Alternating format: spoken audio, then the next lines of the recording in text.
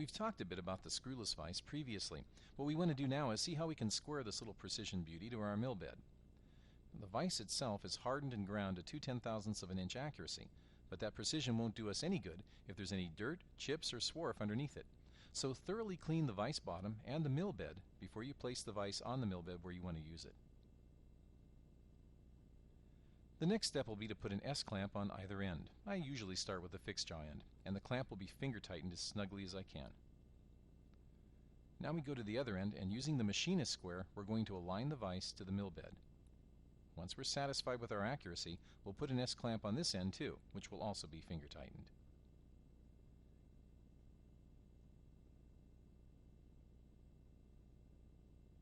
Now, starting at the opposite end, we'll begin by tightening the clamps 1/8 of a turn each.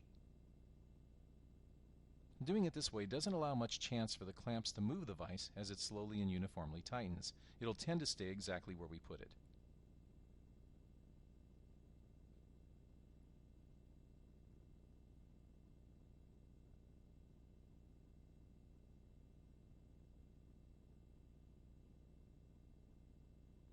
Well, we're finished tightening this side. And this side too. Let's go ahead and use our test indicator to see how accurately we're squared to the mill.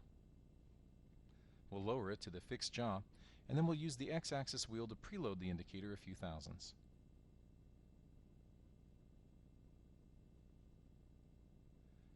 Now we'll use the Y-axis wheel and we'll drag the indicator across the jaw face.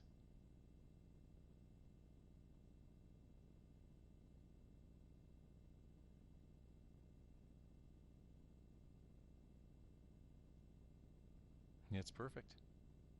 To double check and test the squareness of the vise itself, let's reset the indicator on the X-axis and run it along the inside track of the vise. This time we'll use the Y-axis wheel to preload the indicator, and then we'll use the X-axis to drag it along the length of the vise opening.